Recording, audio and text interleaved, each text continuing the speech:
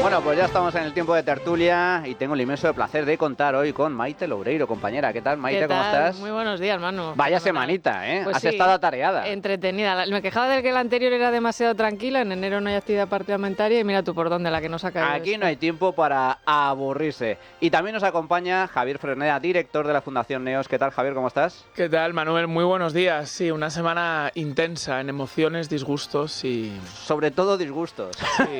Lo que tenemos algunos, o más que disgustos, cabreo. Un cabreo bastante sustancial. Y mi querido compañero Rubén Arranz, periodista del Independiente. ¿Qué tal, Rubén? ¿Cómo estás? Pues muy bien. Primero, encantado de estar aquí. Y segundo, copió la frase de Maite, la que nos ha caído encima, de verdad. Es que creo que es lo que mejor define lo que sucede en este país. Bueno, en fin, vamos a empezar. Antes de nada, recordaros, para que luego os quejaréis, aquí tenemos buen café y luego un desayuno que es absolutamente extraordinario, insuperable, gracias a Pastelería Saúl, con tiendas en Arturo Soria, en Alcoriza, en Canillas, en la calle O'Donnell, en la calle Orense y también con servicio a domicilio a través de su web pasteleriasaúl.com o llamando al 91 331 01. Bueno, señores, vamos a empezar con ese decreto ómnibus que luego se convirtió en decreto minibús, pero que en todo caso, no sé si coincidiréis conmigo, era un decreto trampa. Un decreto trampa pensado para cazar elefantes y en donde los elefantes han caído, porque el único que ha salido ganando con el decreto aprobado esta semana en el Consejo de Ministros, que además va a ser validado en el Congreso dentro de, en muy pocos días, por parte de partidos de la oposición, sus socios separatistas de Junts, pero también con el voto a favor del Partido Popular, el único que ha ganado es Pedro Sánchez, que están felices de la vida con haber aprobado el decreto. Decían, no, hay que trocearlo, exigía Junts y PP, hay que trocearlo, vamos a votar medida a medida. No lo ha troceado. Ha presentado un decreto reducido de 80 medidas a 29, pero donde se incluyen lo que le interesaba al Partido Socialista. La subida a las pensiones, el mantenimiento de las subvenciones al transporte, las ayudas también a la Dana, pero luego también un par de cuestiones que en teoría rechazaba tanto Junts como el Partido Popular, especialmente el tema de la ocupación. Bueno, pues se ha salido con la suya. Maite. Sí. Bueno, yo creo que ha sido una decisión bastante complicada para el Partido Popular y que incluso... Ha habido debate interno. Sí, ha habido debate interno, por decirlo suavemente. Se ha dividido bastante la cúpula a la hora de adoptar esta decisión que finalmente ha fijado Alberto Núñez Feijóo. Al final las votaciones, ya lo sabemos, lo habitual es que la última palabra la tenga el presidente. Lo hizo tras consultar a varios dirigentes, incluido presidentes autonómicos. Y es una decisión que, claro... yo creo que para explicarlo bien hay que tener en cuenta que en esta votación el voto del PP no era clave, no salvaban al gobierno. Digamos que esa imagen tan dura de en la anterior ocasión tener que de nuevo salir al rescate y supuestamente apelar a la responsabilidad cuando tienes una persona enfrente que te ha declarado casi abiertamente la guerra, que te ha cancelado política y laboralmente y de todo, pues era muy difícil de asumir. En este caso no, y ya entraban en juego, digamos, otras cuestiones como es el tema de las pensiones. Una vez que el PP renuncia a dar la batalla, lo hemos comentado en alguna ocasión, Una vez más renuncia a dar la batalla. Sí, de explicar que quizá no es adecuado en un momento como este de manera automática subir las pensiones porque sí, simplemente cuando estamos viendo cómo los sueldos no remontan y como estamos viendo que hay paro y demás, pues se asumía que es un electorado muy amplio, son 12 millones de personas, sobre todo votan al bipartidismo y de ahí un poco se explica el hecho de que haya prevalecido la idea de a medio plazo, podríamos decir, no tener que jugar en unas elecciones, una campaña electoral con ese reproche por parte de la izquierda de que el Partido Popular no votó en una ocasión a favor de subir las pensiones, que si recordáis era uno de los argumentos que empleó en la anterior campaña mucho Alberto Núñez Feijóo contra Pedro Sánchez. Usted votó a favor de congelar las pensiones. Es verdad que ahora su imagen ha quedado bastante tocada, podríamos decir, y que sufren en el corto plazo, pero me da la sensación de que lo que se ha puesto en valor es el medio-largo plazo de cara a futuro. De todas formas, claro, esto hasta cierto punto ha pesado el tacticismo de cara a un posible adelanto electoral. Bueno, por aquí se abre otra cuestión. El sí de Junts aleja la posibilidad de adelanto electoral. Javi. Bueno, a ver, yo creo que hay que hacer un análisis honesto de la situación y aunque algunas cosas nos escuezan más, hay que recordar que esta situación la estamos viviendo por un gobierno trilero, una vez más, un gobierno que puso en un decreto un montón de cosas importantes, ojo, debatibles también, pero bueno, verdaderamente relevantes, con una serie de cuestiones dentro de su agenda sectaria y partidista. Y esta es la cuestión que puso encima de la mesa el gobierno. Segunda cuestión que hay que recordar, una vez más, para aquellos que anhelan grandes acuerdos con el Partido Socialista tenía una alternativa y es pactar todo este decreto minibús, como lo ha llamado Manuel, con el Partido Popular gratis, y ha preferido pagar una fortuna a Junts para ejemplificar que la mayoría Frankenstein de la legislatura sigue ahí, con lo cual, segunda lección de esta situación, es que todos aquellos que suspiran por las noches en sevillanos palacios por grandes acuerdos nacionales, bueno, pues resulta que la otra parte de la mesa no quiere. Y ya a lo que nos escuece más, ¿no? Yo creo que esto es un ejemplo del enorme miedo al relato que construye la izquierda en España por parte del principal partido de la oposición, ¿no? Hablando con gente cercana al PP le decían, bueno, pero es que nos van a freír con el tema de las pensiones. Y uno en la cabeza respondía, ¿y tú no vas a responder? Exacto. En todas las plataformas que tienes, todos los portavoces que tienes, todos los medios de comunicación a los que puedes ir a primera hora de la mañana, oye, ¿de qué vas a hablar? De fútbol, o sea, pues tendrás que explicar tu posición, ¿no? Entonces, para futuras disyuntivas que afecten a todos los partidos que quieren acabar con este gobierno verdaderamente liberticida, yo les diría, mira, aquí lo urgente es echar a Sánchez, que es condición sine qua non de construir un proyecto político de fortalecimiento nacional, en fin, como lo queráis llamar. Entonces, todo lo que hagas, desde que entras al Congreso hasta que te vas, tiene que ser valorado a la luz de eso. Entonces, ¿votar a favor de este decreto favorece que este gobierno caiga? La respuesta es no. Bueno, ¿favorece construir un proyecto de una España más fuerte que repare estos años de sanchismo? La respuesta es tampoco. Y entonces la pregunta es, ¿qué haces votando a favor de esto? Rubén. Vamos a ver. Yo simplemente por añadir un poco, por abundar un poco lo que han comentado Maite y Javier. Ayer por la mañana, el viernes por la mañana, en el programa de Silvia Enchaurrondo, yo lo digo porque hay una serie de datos que a lo mejor se pasan y que La bien pagada de Televisión Española. Exacto. Los fetiches de Rubén. Completamente. Hoy escribía de eso un artículo hablando de un ciudadano de Cincinnati que llegara ayer y que a lo mejor no sabe después de ver el programa quién es el presidente del gobierno, y hablaron todo el rato de política. Estaban en un desahucio en Barcelona, el famoso desahucio de un profesor que llevaba 23 años en un edificio, y hablaban de eso porque el Partido Popular había anunciado las medidas para desahuciar a los ocupas el día anterior. Es decir, al final ellos siempre buscan el contraargumento, el contratiempo, el contrapunto. Entonces, hay una especie de organización de organizaciones, que yo llamo, la que también están sindicatos, asociaciones cercanas al gobierno, influencers y periodistas, que tiene un relato muy fuerte, constituye y construye un relato muy fuerte. Y yo entiendo ese temor del Partido Popular. Si recordamos, en 2018, 3 meses antes de la moción de censura, todo empezó sacando a los pensionistas a la calle para exigir que se equiparara al IPC. Y por ahí iba la estrategia. Desde ese punto de vista, votar a favor del Real Decreto de Ómnibus va a desactivar esa estrategia. Ahora bien, el problema del Partido Popular es de iniciativa. Es de iniciativa y de respuesta y de valentía. Es decir, caminan como una especie de ciénaga en un terreno pantanoso en el que se sienten inseguros, y ante determinadas decisiones, ante determinados momentos en los que hay que demostrar liderazgo, iniciativa, se esconden, se achantan. Y ha sucedido durante estos días. No tiene ningún sentido, en primer lugar, que se presentan un decreto con 80 medidas para votar en una sola votación.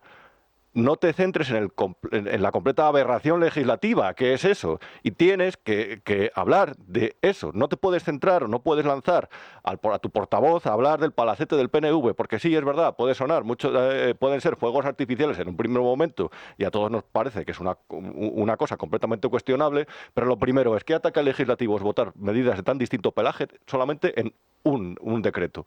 Hay que explicarlo a los españoles, porque, segundo, ¿por qué tenemos que estar arrastrados a votar con un partido que en una jugarreta legislativa hace 3 meses nos había colado una reducción de penas a 37 etarras, que eso no se ha recordado durante estos días, pero que también sucedió en otra jugada de filibusterismo parlamentario del Partido Socialista y de Sumar, y no se ha recordado?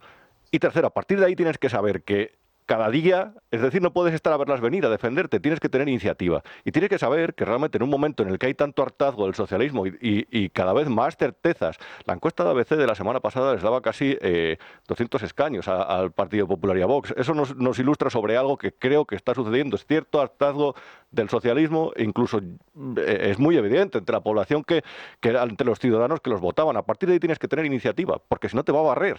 Te va a barrer nuevas manifestaciones de la derecha que se están viendo en otros lugares. Es decir, el Partido Popular se tiene que centrar, tiene que proponer y tiene que hablar con valentía, sin miedo a la respuesta, porque a cada respuesta le puede seguir otra respuesta, y tiene que ser un partido valiente que hable de que el sistema de pensiones, lo siento mucho, es a largo plazo insostenible, que hable como un padre, que se ponga el traje de padre de una santa vez, que no se ponga el traje de niño asustado, y tiene que hablar de que las subvenciones no llevan a ningún lugar, que simplemente en un Estado avanza cuando hay relaciones comerciales libres y cuando se prima el esfuerzo sobre el mantenimiento de una serie de la población a la que se considera vulnerable. Un gobierno que te considera vulnerable no te está haciendo ningún favor, y de eso tiene que hablar el Partido Popular, tiene que quitarse esa careta de socialdemócrata que no sé muy bien a partir del inicio del curso que pretende el Partido Popular ganar con medidas como abrirse a negociar la jornada laboral de 4 días a la semana, quitarse esa careta y empezar a hablar a la gente de economía, de futuro, y como si fuera un padre. Presentar una alternativa, porque claro, aquí hay muchos puntos interesantes. Para empezar, en política, como juegues a la defensiva, estás muerto. Hay que liderar el relato, hay que liderar el punch político, que es justo lo que está haciendo Pedro Sánchez constantemente. Es él el que marca la agenda constantemente, y el PP va a la defensiva, a la defensiva estar muerto, no hay nada que hacer. Cosa muy diferente sucede en la Comunidad de Madrid. Isabel Díaz Ayuso es la que ataca y los otros son los que se defienden. Aquí no, aquí el Partido Popular es el que responde. Pero, curiosamente, la posición que mantuvo en materia de comunicación la semana anterior el Partido Popular fue muy buena, porque explicó muy bien las cosas. Dijo, no vamos a apoyar este engendro jurídico porque mezcla en un decreto 80 medidas de distinta naturaleza. Esto no es aceptable. Además, toma como rehenes a los pensionistas. Y eso es lo trágico. El PSOE ha jugado con las pensiones de 12 millones de españoles. Ha jugado con las ayudas a los afectados por la DANA. Ha jugado con el tema de la subvención al transporte, cosa que yo rechazo frontalmente. Ya basta de subvencionar el transporte, especialmente una medida temporal, excepcional, que se adoptó como consecuencia de la crisis energética y que se mantiene en el tiempo.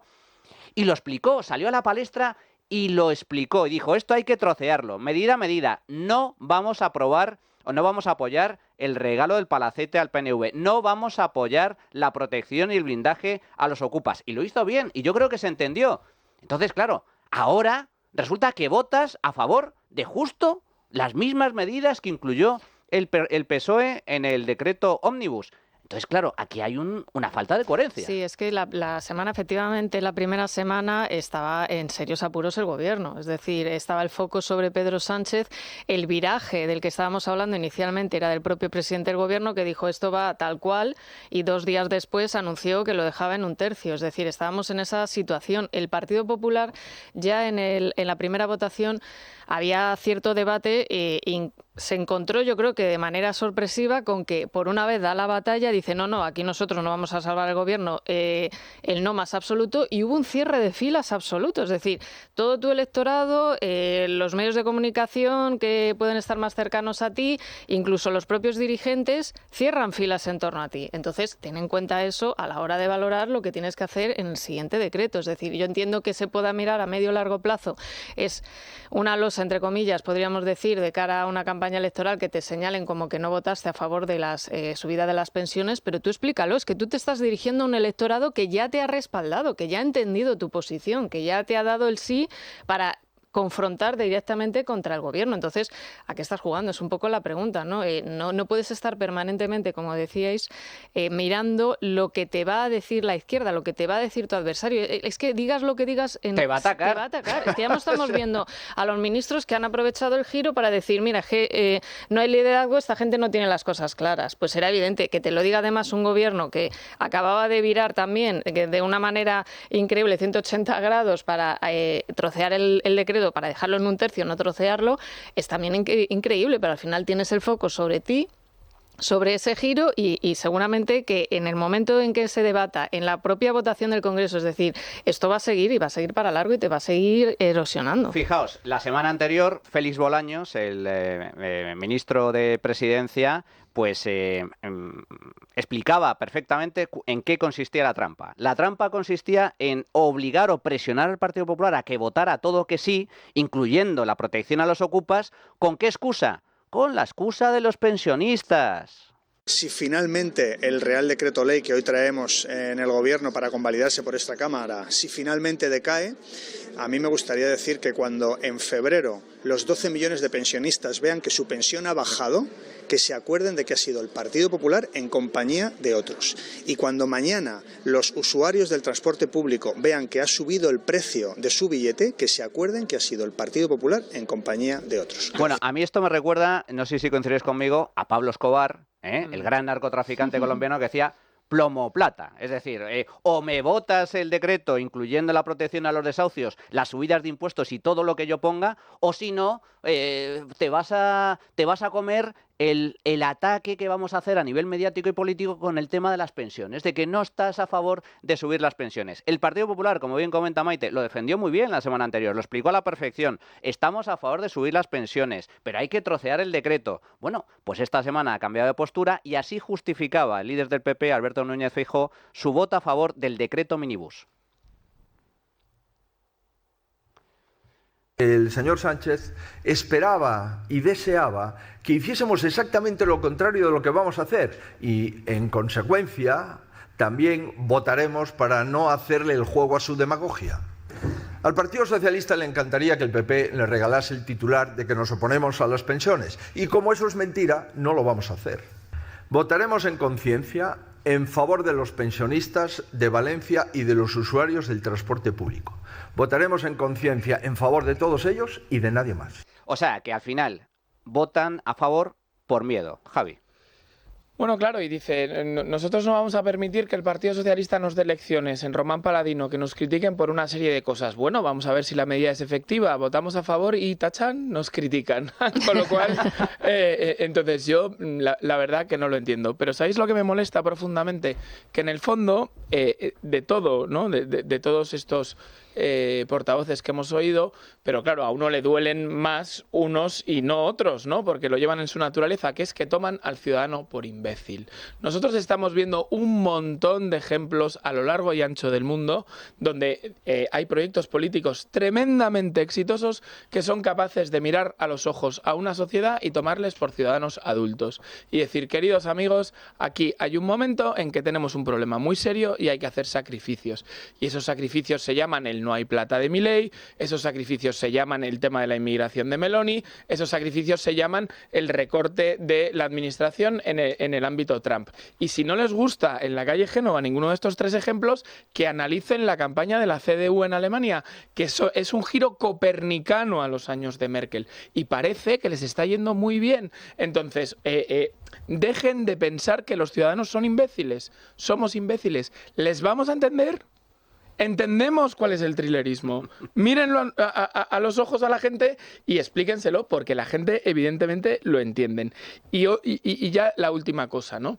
Si uno de tus principales argumentos durante todos estos años de sanchismo es que se ha vendido a los que quieren romper España, tenías otro ejemplo más para reforzar tu argumento, y es que el Partido Socialista ha hecho todo lo humanamente posible para volver a votar con Junts, con el PNV, con Esquerra, con Bildu. Entonces, insisto, es que no sé cuál es el motivo de votar a favor. Yo creo que no ganan absolutamente nada. Aquí el que sí ha mantenido la coherencia es Vox, que se mantuvo rechazo la semana anterior al decreto Omnibus y rechazo también al decreto Minibus por las razones que compartía con el Partido Popular. La entrega al Palacete, el tema de los desahucios, la suspensión de los desahucios, etcétera. El que no ha guardado tanta coherencia, y me gustaría saber vuestra opinión al respecto, es Junts. Junts no había roto con Pedro Sánchez. No decía que han explotado todos los puentes, ya no hay posibilidad. Esto es un órdago en toda regla. O aceptas mis condiciones o no te voy a aprobar absolutamente nada. Oye, pues ha tardado apenas 2 semanas, 3 semanas, en cambiar de postura. Y vamos, muy blandito, porque lo que dicen, bueno, Sánchez se ha plegado una vez más a las exigencias de Junts, pero analicemos un poco cuáles son esas exigencias. El tema de la cuestión de confianza. La cuestión de confianza es un mero trámite que se debatirá, pero en ningún caso se va a plantear una cuestión de confianza. Lo ha anunciado Pedro Sánchez. Pedro Sánchez no se va a someter a una cuestión de confianza. El tema de la cesión de la política migratoria a Cataluña. Bueno, eso se está avanzando, pero hay unos límites constitucionales. Difícilmente veo yo al gobierno entregando... Bueno, a ver, se está negociando. Lo que todo apunta es que habrá una especie de presencia de los Mossos en fronteras, pero que estará bajo el mando, de alguna forma, del Ministerio del Interior. Y luego tenemos el tema del catalán, y me gustaría poner el corte del ministro de Exteriores hablando de esa defensa al catalán a nivel europeo, que yo creo que lo va a tener complicado, veremos. Es que este no es un tema politizado, en el sentido de unos españoles contra otros. De lo que se trata es de llevar a Europa lo que es nuestra identidad nacional, que es una identidad nacional plurilingüe, y que lo que está recogido en nuestra Constitución, lo que es la realidad en las calles de muchas comunidades autónomas, donde muchos millones de personas hablan un idioma, el catalán lo hablan 10 millones de europeos, se refleje también en las instituciones europeas. Bueno, el gobierno, es la principal prioridad ahora de la política exterior española, es conseguir que el catalán se hable en la Unión Europea. Yo creo que va a tener muchos países en contra de aceptar semejante barbaridad. Pero en todo caso, la cuestión es que Junts ha negociado, ha acordado con Pedro Sánchez, y esto de alguna forma aleja la posibilidad de adelanto electoral e incluso se abre una puerta a la negociación de presupuestos. Rubén y Maite. Sí, simplemente por hacer un pequeño apunte. El señor Álvarez, Napoleón Chu apodado por Medio Madrid, tiene fama de dictador. Hace no mucho se cargaba un embajador por un artículo en el Confidencial. Sobre el catalán, yo lo digo porque es un apunte singular de cómo es este señor y cómo controla todo y cómo al final, bueno, pues los complejos siempre en todos los ámbitos se trasladan a la toma de decisiones. Sobre el catalán hay una cuestión singular, porque al final se llegan a pactos con Junts, en un momento de debilidad se tiene que hacer renuncias pagadas siempre por los ciudadanos, y esta misma semana Míriam Nogueras anunciaba que se va a hacer la 2 en catalán en Cataluña. Se van a emitir todos los contenidos en catalán, otro porrón de millones que se van a ir durante a pagar. 2 años. Eso es, exacto. Sobre la cercanía o lejanía del gobierno de Junts, yo cuando lo digo os reís, la verdad, pero porque es verdad que el propio Puigdemont tiene oposición dentro de su partido, tiene una serie de personas que consideran que se ha convertido en un elemento incómodo, pero Puigdemont sigue siendo alma mater, espíritu y voz de referencia en Junts. Y sinceramente, con la amnistía coleando, con la ley de amnistía coleando y con la vuelta de Puigdemont, que todavía no se puede materializar, yo sigo pensando que la política nacional sigue, en parte, dependiendo de un señor que está en Waterloo, harto de ver ese jardín verde y de un lugar que debe ser el lugar más aburrido del mundo. Bélgica es un horror de país. Dudo mucho que ese partido vaya a la confrontación directa con el PSOE mientras ese deseo no se materialice. En cualquier caso, yo lo digo por volver a lo anterior, porque hay un punto que me parecía relevante del análisis de Javier.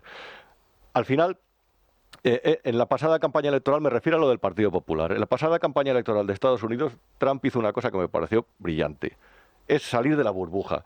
La burbuja del catalán es una burbuja. La burbuja de los titulares de prensa, de las tertulias, de todo lo que hacemos nosotros es otra burbuja. Trump llegó y hizo en un escenario de teletienda puso una serie de productos que se habían incrementado de precio como consecuencia de la inflación. Y eso llega más al ciudadano de que le hables del palacete del PNV o que le hables de zarandajas, de las cosas que se hablan en las tertulias. Porque en realidad, en el fondo, es verdad, es una burbuja, lo siento, o sea, lo que escribe todo forma parte de una burbuja. Y el PP lo que tiene que hacer es eso, realmente. Es verdad que con el tema de los pensionistas es importante, porque eso precisamente sale fuera de la burbuja. Eso es lo que describía el otro día Paco, 71 años, cuando en febrero se encontrara que le había bajado la pensión, se iba a llevar un disgusto. Eso es cierto, y yo creo que eso hay que tenerlo mucho más en cuenta que determinados discursos. Ahora bien, para salir de esa burbuja, a la gente hay que hablarle de economía, a la gente hay que hablarle de cuentas. Hay que decirle que somos el 14º país más endeudado del mundo y que eso va en aumento. Y que ese sistema al final lo que va a hacer es que tengamos menos soberanía, que tu hijo no se pueda comprar un piso y que tu nieto a lo mejor tenga que emigrar, si no es que tiene que emigrar tu nieto.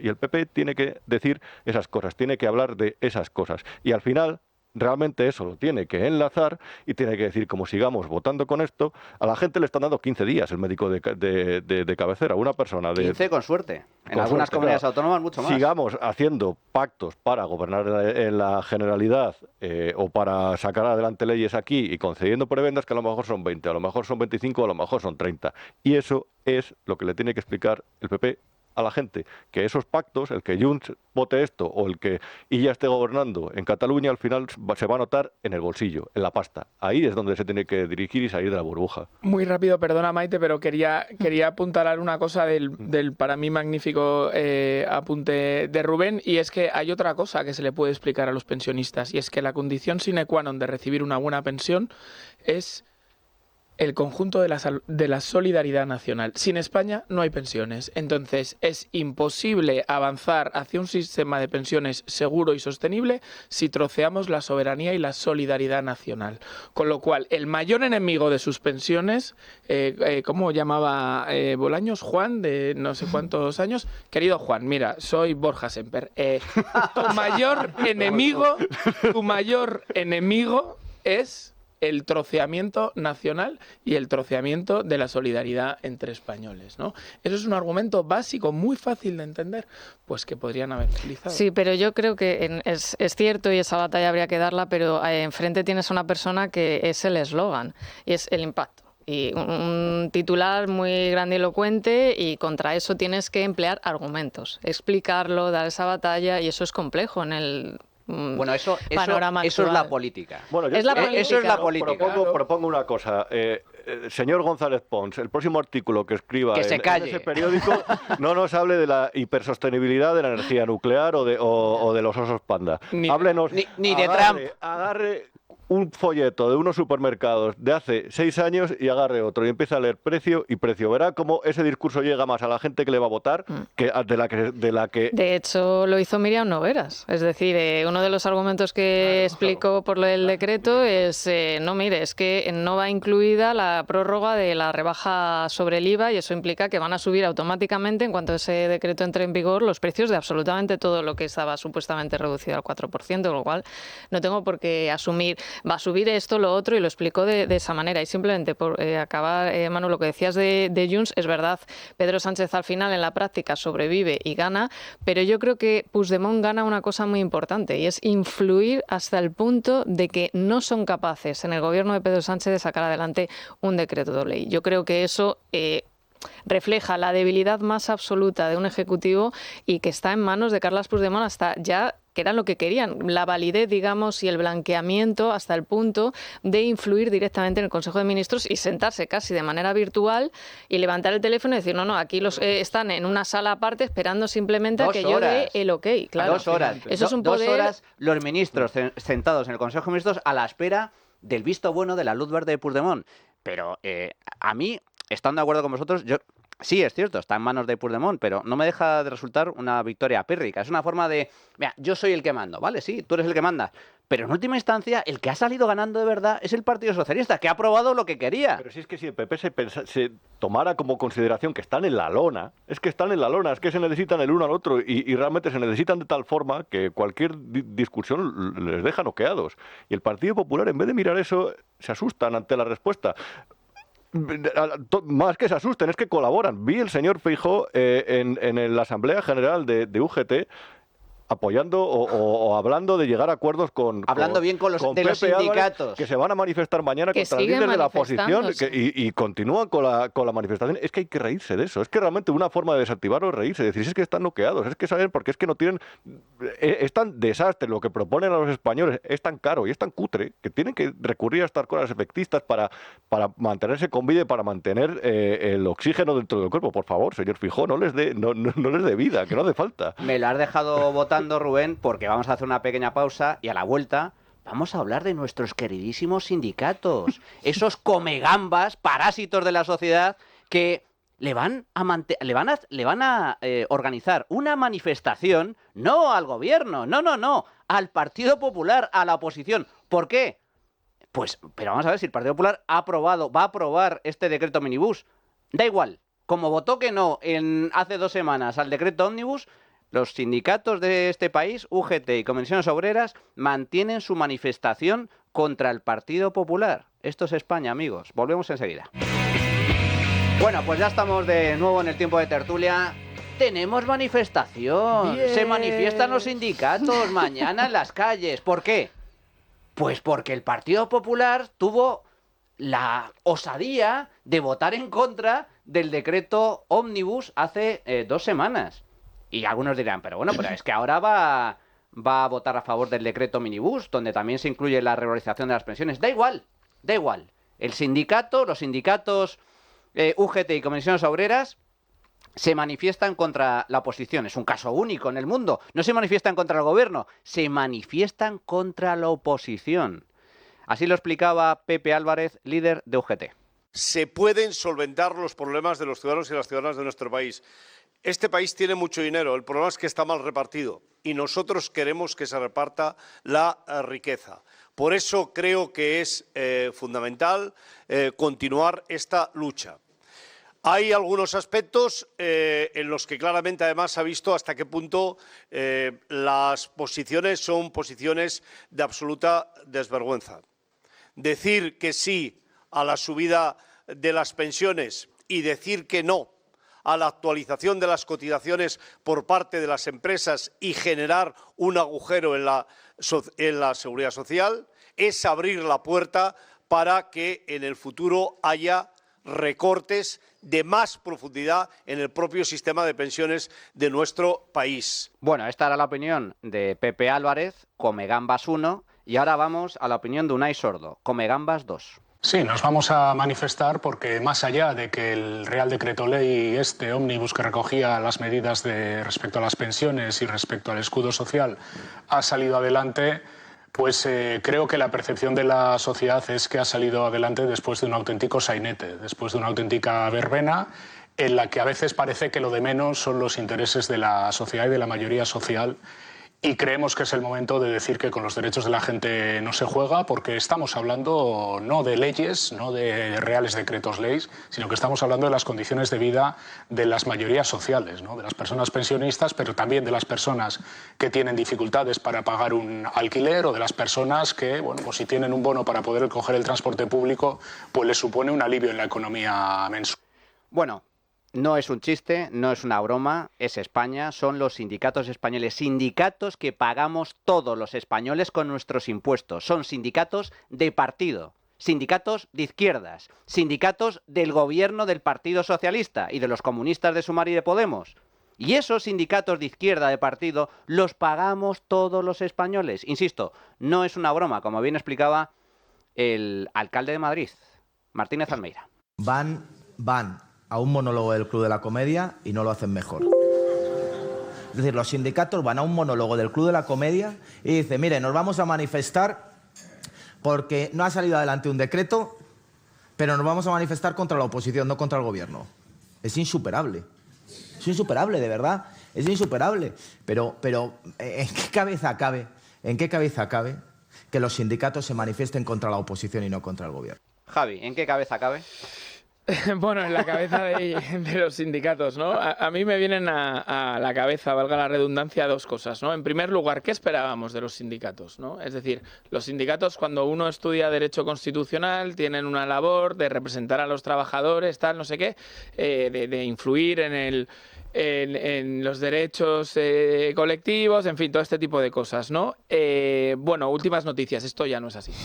Ya no es así. Los sindicatos sirven para montar ruido en la calle que apoye las posiciones de los partidos de izquierdas.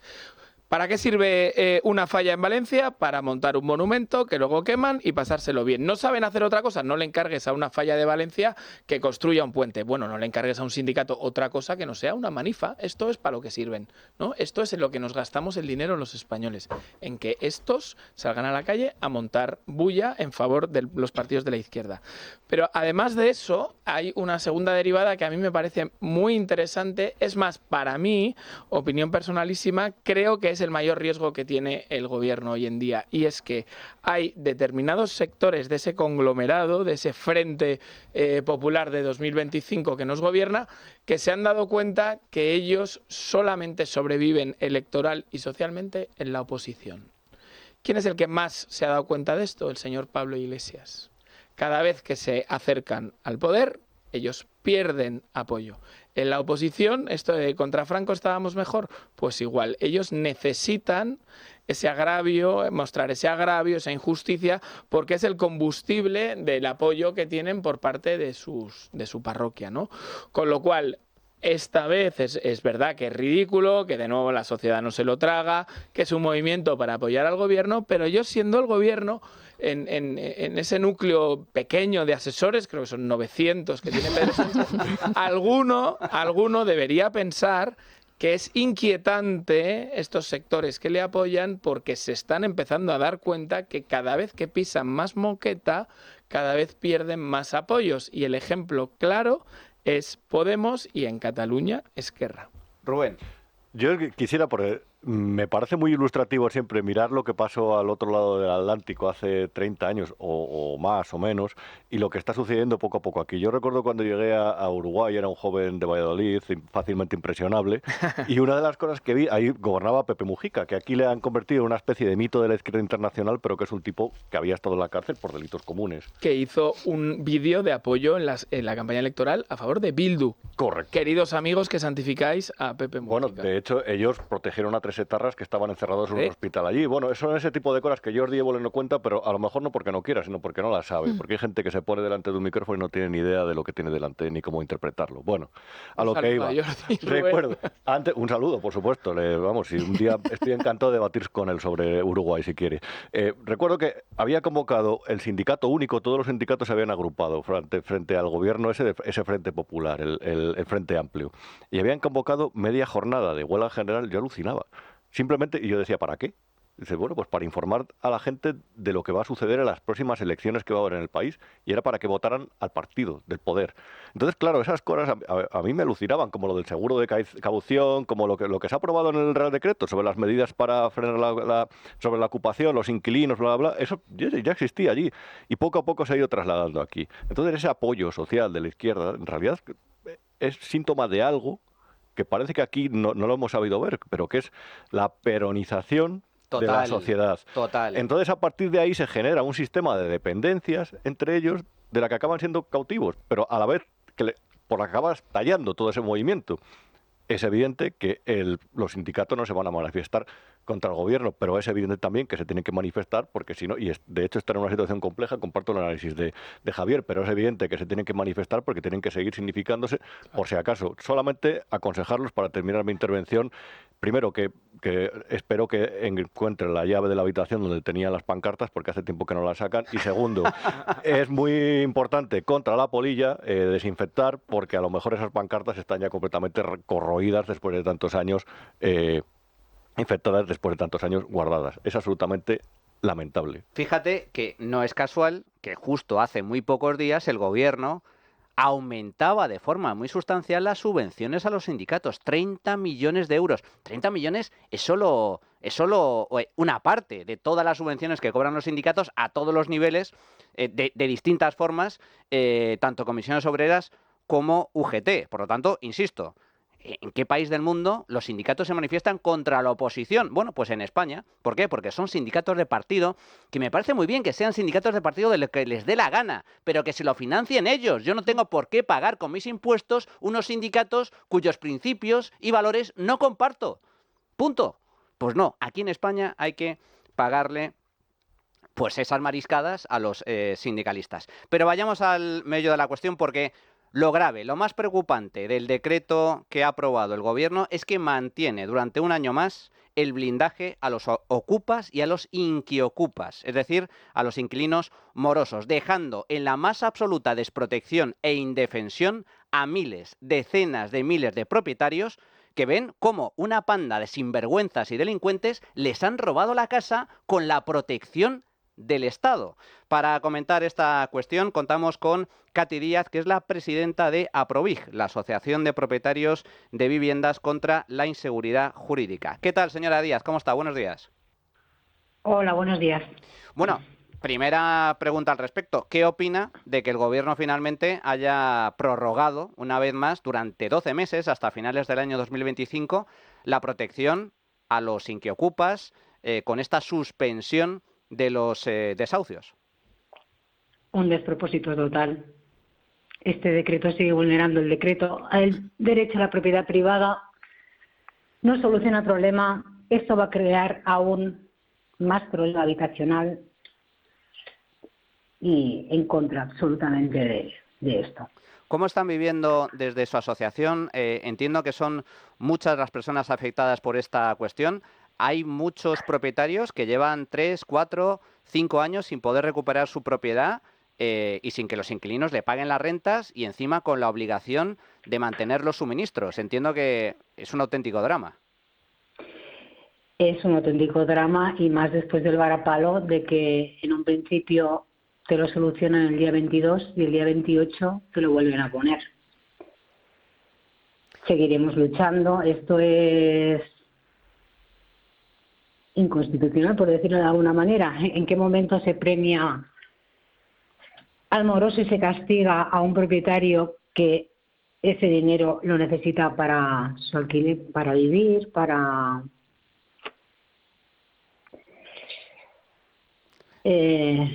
no sé.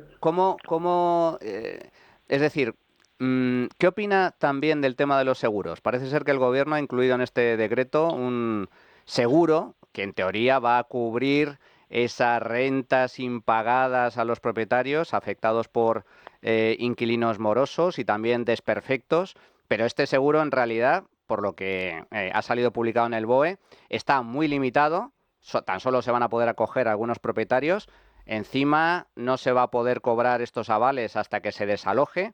¿Entiende que este seguro va a solucionar algo o para nada? Mira, el mejor seguro que puede hacer este Gobierno es proteger la propiedad privada, que sale gratis, porque lo otro lo tendremos que pagar entre todos los españoles. Y ese aval que habla el Gobierno es una trampa, porque como tú bien dices, te está diciendo que te lo dará 6 meses después de recuperar la vivienda. ¿Y cuándo la vas a recuperar con un Real Decreto que te prohíbe recuperarla? ¿Quién se va a arriesgar? Es que esto ya es un problema a nivel social. Ya no solo es que estén perjudicando al propietario, es que están perjudicando también a un inquilino honrado que va a ver cómo nadie les va a alquilar y les está cerrando las puertas. Porque como bien se ha comentado en muchos sitios, este Real Decreto te dice que si cobras menos de 1.800 euros, un menor a cargo o ser persona mayor, tú ya no puedes recuperar tu propiedad. Tú ya te enfrentas a años y años de juzgados, de puertas cerradas.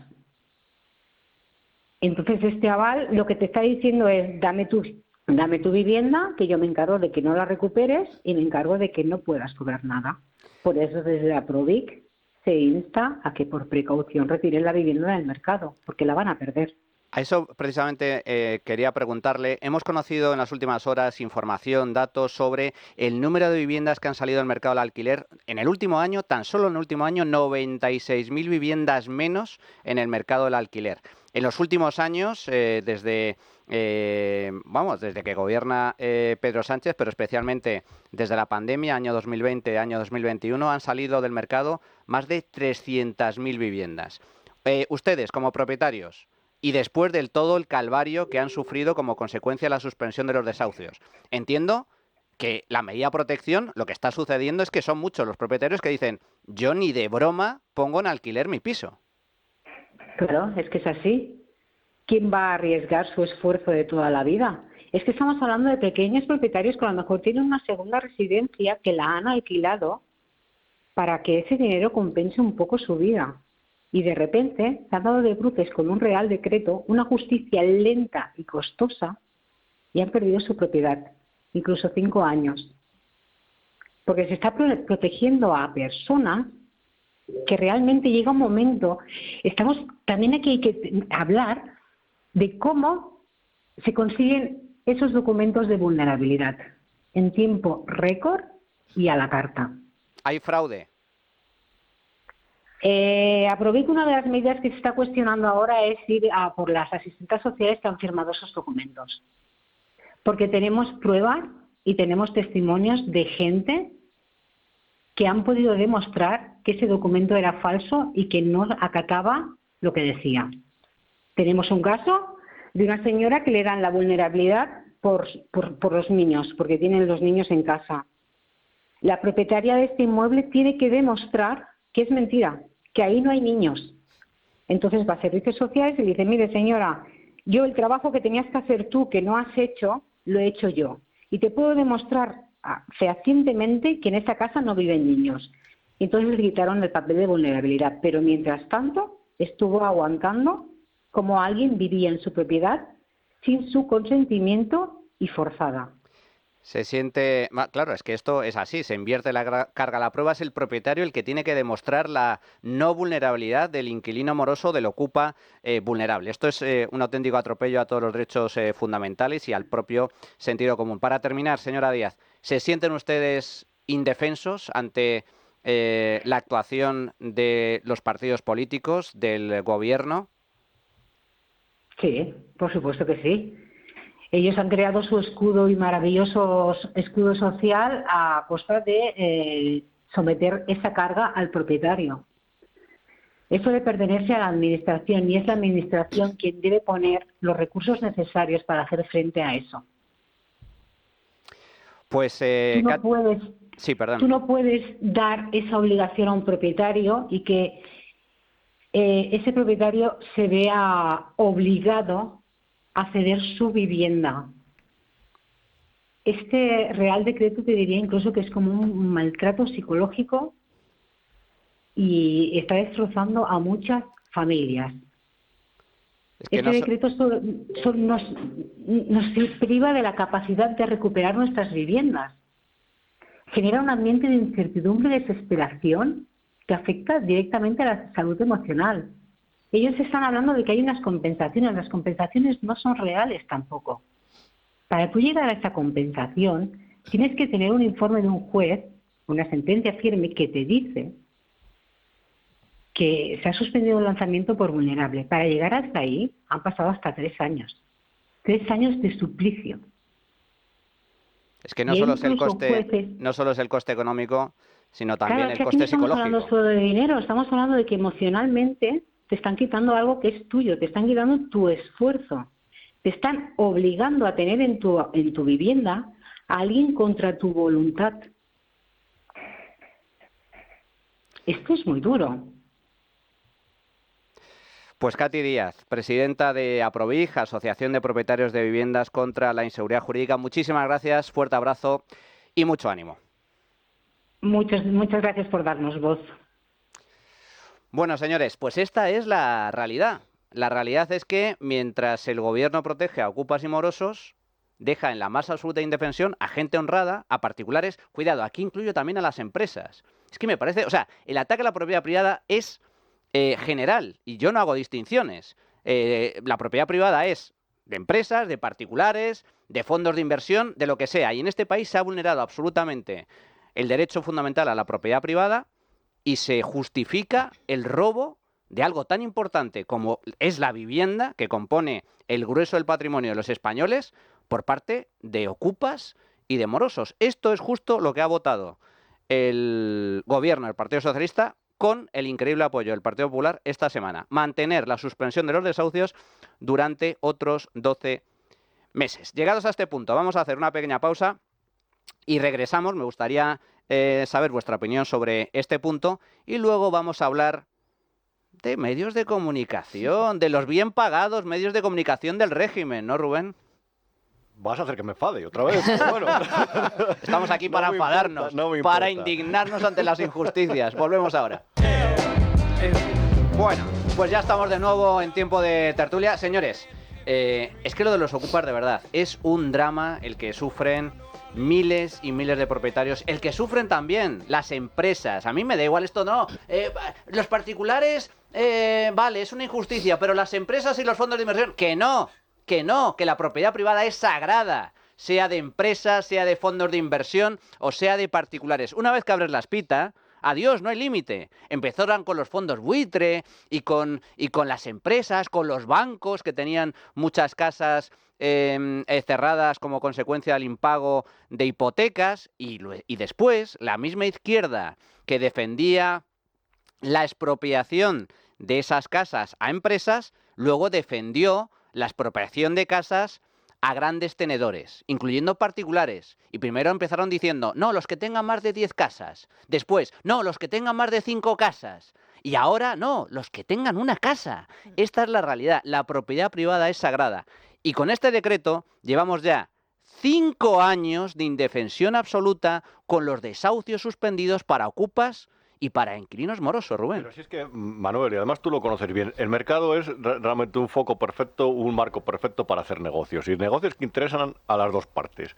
Es decir, bajo condiciones normales, sin petardos al mando, sin regulación excesiva y sin impuestos excesivos, que son cosas además que afectan al mercado de la vivienda. Una persona ha hecho una inversión, tiene una vivienda, la quiere alquilar y una persona necesita esa vivienda. Cuando las condiciones son normales, se va a llegar a un acuerdo y además un acuerdo amistoso. El mercado es una cosa fantástica porque además permite hacer amigos. Incluso la persona que lo necesite y la persona que la demanda y la oferta se ponen de acuerdo, incluso se pueden llevar hasta bien, que es algo que los socialistas nunca dicen porque evidentemente quieren intervenir porque si no la sociedad no lo necesita. ¿Qué sucede cuando el mercado se entorpece, se llena de trabas, se llena de regulación y se llena además de protección a la trampa? Que el mercado se vuelve, sobre todo, inaccesible para las personas más vulnerables. Por lo tanto, estas leyes tienen un efecto que es especialmente nocivo, primero para las familias, para las personas que tienen menos ingresos. ¿Por qué? Pues porque evidentemente cuando estás torpedeando el mercado tanto y tanto, la oferta se encarece, porque la oferta no se fía. Salen cada vez menos viviendas al mercado, de alquiler y a la venta. Y cuando salen son más caras, porque evidentemente los propietarios lo que intentan es curarse en salud, y los propietarios, hay propietarios que después de echar un ocupa, después de tardar 5 o 6 años en echar un ocupa, dicen, esta casa no la voy a volver a alquilar. Jamás. Y eso afecta a los más vulnerables del mercado, siempre. Es decir, esta ley, sobre todo, afecta a las personas que menos dinero tienen. Bueno, de hecho, fíjate que en el mercado está totalmente roto. Ahora hay casting para poder alquilar una casa. Eso iba a decir. Y, lógicamente, los propietarios se curan en salud y como tengas hijos, como seas un joven con renta baja, desempleado ya, olvídate. Es decir, directamente no hay posibilidad de alquilar, no te alquilan ninguna casa. Sí, iba a comentar precisamente una de las perversiones que provoca este tipo de medidas es que, entre otras cosas, para considerarte vulnerable, me parece que el umbral es además muy alto, son 1.800 euros. Entonces, ¿qué está ocurriendo? Que ya no es que se reduzca la oferta y eso encarezca el precio, sino que lo que están haciendo muchos propietarios, como tú decías, para protegerse frente a este decreto de vulnerabilidad, lo que exigen es que al menos tengas una renta de 2.000 euros para que de esa manera quedes excluido de ese decreto y de alguna manera ellos protegerse para poder recuperar su vivienda en caso de que la quieran recuperar. ¿Y qué hace eso? Pues automáticamente encarece el mercado y se crea una burbuja en torno al precio del alquiler porque se están exigiendo rentas muy altas y además alquileres que también se están elevando y que impiden que haya una parte de la sociedad, especialmente los jóvenes que no adquieren ese sueldo, que es imposible acceder a ningún tipo de contrato de alquiler. Es decir, que ya no es solamente que se encarezca por la vía de la oferta, sino también, pues, de esa manera que los propietarios, digamos, que buscan de alguna forma su propia protección al margen de todo esto. Es como cuando subvencionas, digamos, de alguna manera el alquiler y al final lo que provocas es también que se encarezca porque el propietario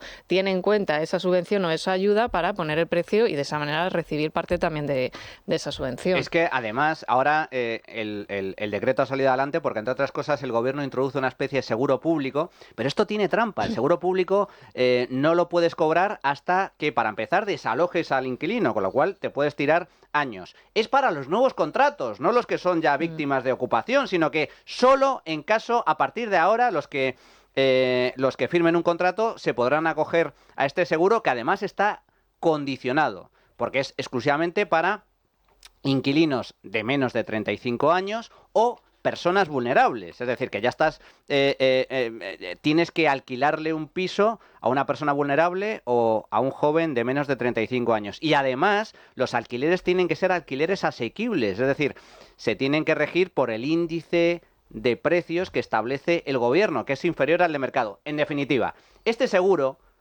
lo va a cobrar poquísimos propietarios. Y lo trágico del asunto es que, con la excusa de la vulnerabilidad, yo me pregunto, ¿y para qué están los servicios sociales entonces? ¿Por qué narices los propietarios, los ciudadanos, los contribuyentes tienen que cargar con el coste de tener que mantener a un ocupa o a un inquilino moroso en su casa? Para eso no están los servicios sociales, para eso no pagamos impuestos precisamente, Javier. Efectivamente, ¿no? Yo creo que aquí hay una cuestión esencial. Cualquiera que tenga dos dedos de frente al trazar una política pública tiene que tener en cuenta las dinámicas del sector privado, tratar de completar, tratar de corregir. Eso es lo que haría alguien medianamente capaz o inteligente, ¿no? Pero bueno, estamos por la mañana de un sábado, vamos a ser condescendientes. Supongamos que somos muy sectarios, súper sectarios, que a nosotros lo que nos mola es cosas tan actuales como el señor Marx, Bakunin, todas estas cosas nos ponen como muy, muy, muy firmes por la mañana, ¿no? Y creemos que esta gente tenía razón. ¿No te fías del sector privado? Atención, tomad nota. ¿Construye vivienda pública? ¿Tanto te preocupa esta gente? Oye, pon a tus pocos asesores, decíamos 900, a construir vivienda pública, Pedro. O sea, todo el terreno del Estado, ponlo a construir vivienda pública y mete a toda esa gente que te duele en el alma que tenga que pagar alquileres. Eso se puede hacer. Se puede hacer. Si te vas a gastar cientos de millones y miles de millones en otras iniciativas, construye vivienda pública y mételos ahí. Y luego un tema que creo que no hay que pasar por alto y enlaza con los temas anteriores y quizá podría haber sido un argumento también para tumbar este decreto minibús para el que lo quiera escuchar. ¿Sabéis quién es el principal tenedor de vivienda para alquilar de España? Los pensionistas, porque durante años en este país fue una tradición, una práctica tradicional que muchos pequeños ahorradores de este país comprasen una segunda vivienda para alquilar para complementar su pensión. Así que, Juan, de 71 años, tenemos que votar en contra del decreto minibús porque van a dificultar el alquiler y la rentabilidad de esa pequeña vivienda que te compraste con tantísimo esfuerzo para completar tu pensión. Bueno, ¿sabéis a qué se dedica Pedro Sánchez? A dos cosas. A regar convenientemente a los medios afines. Ha aprobado el mayor gasto en publicidad institucional de los últimos 18 años. 161 millonacos de euros para campañas, para regar convenientemente a los medios afines. Y al mismo tiempo, Radio Televisión Española, que esta semana también nos hemos enterado, y me gustaría preguntarte concretamente a ti, Rubén, que eres un experto en esta materia, que Radio Televisión Española, después de haber contratado a Broncano por un pastizal, y después de haber contratado y comprado los derechos de la selección española para la Eurocopa, que ha sido otro pastizal, resulta que Radio Televisión Española tiene un agujero de más de 30 millones de euros. ¿Y a dónde va a pedir dinero? Al Estado, a la SEPI, es decir, al conjunto de los contribuyentes españoles. De hecho, es muy curioso porque esa misma pregunta me la hizo un familiar ayer por mensaje. Oye, ¿cómo se gastan tanta pasta en fútbol y luego dicen que tienen que pedir el rescate porque pierden dinero?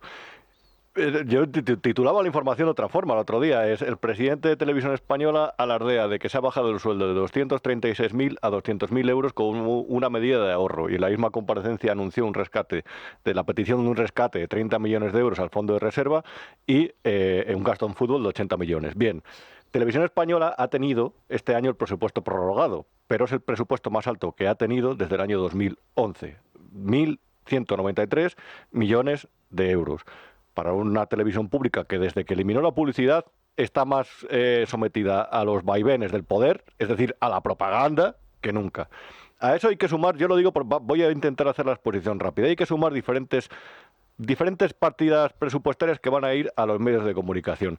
161 millones de euros en publicidad institucional, la mayor inversión en 17 años. Se van a gastar 7,8 millones de euros en una campaña gigantesca que va a promocionar su plan de acción por la democracia, es decir, va a promocionar el tajazo que les van a pegar a los medios que no hablan bien de ellos.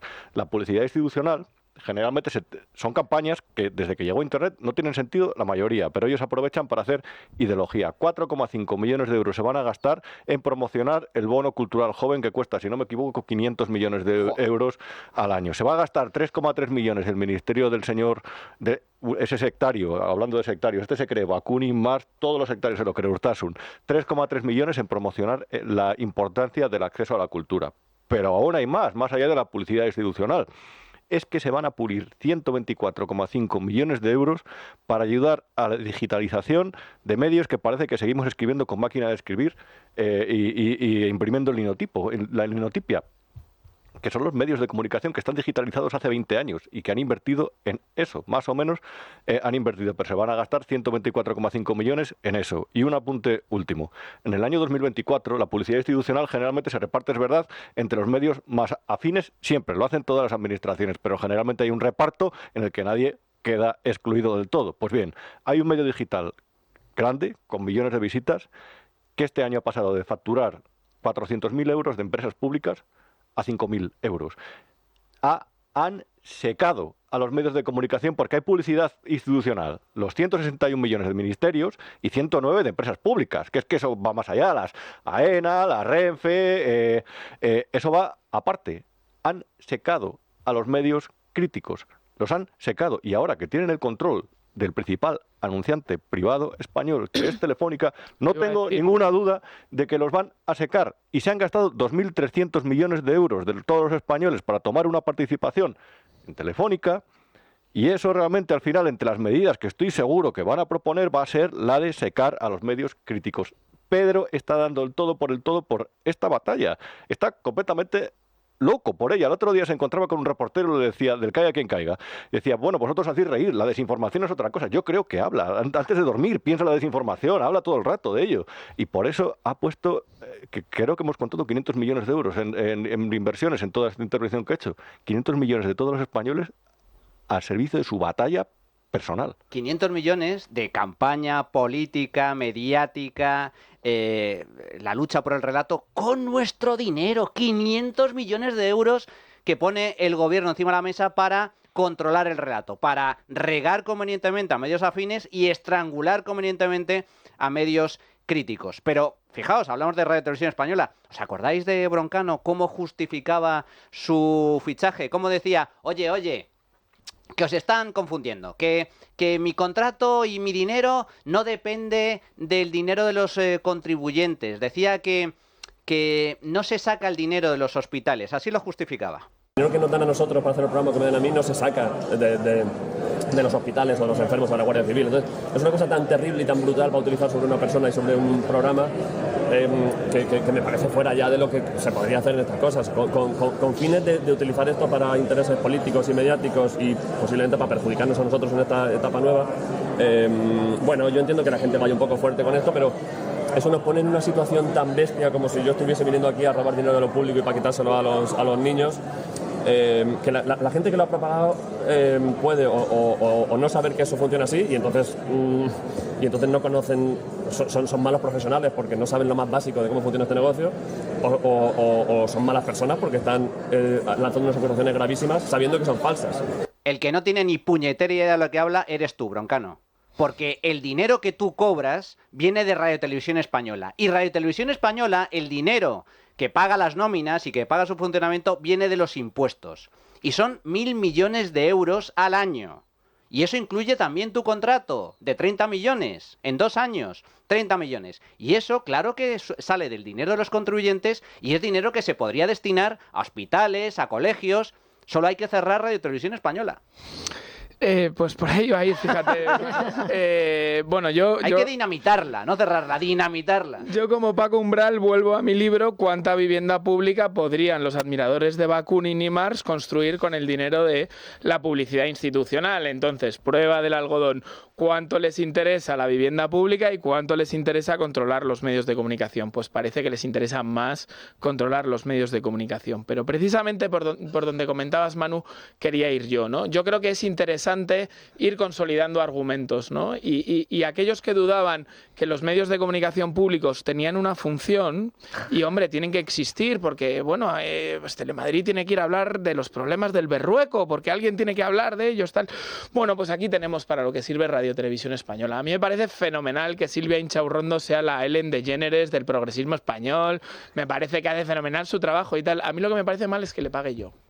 500.000 euros, ¿eh? Entonces, y exactamente igual a Broncano, exactamente igual a todos ellos, ¿no? Entonces, de nuevo, vuelvo a reivindicar que hubo un momento en este país en que la derecha política lo puso encima de la mesa. Hubo un presidente autonómico que tuvo los relaños de cerrar Canal Nou.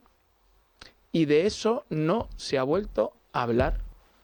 Entonces, aquí, propaganda, editoriales, argumentos, faltaría más que los haga quien le dé la gana y que monte un medio de comunicación quien lo pueda pagar. Pero eso no significa que yo lo tenga que pagar, porque, querido Juan, de 71 años, que eres votante del Partido Socialista y participas en las movilizaciones de los sindicatos. Te cuento un secreto.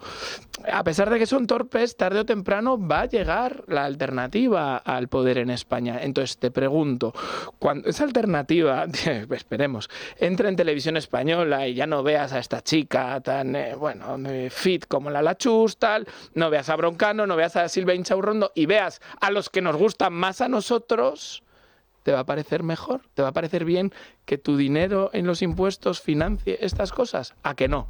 Pues entonces la solución es que a quien Dios se la dé, San Pedro se la bendiga, y que se acabaron las radiotelevisiones públicas en este país. No puedo estar más de acuerdo contigo, Javi, pero por echar un jarro de agua fría, si hay alternativa y gobierna el Partido Popular, como sea parecido a lo que pasó con Rajoy, seguiremos viendo a Silvia Inchaurrondo en los telediarios de Televisión Española.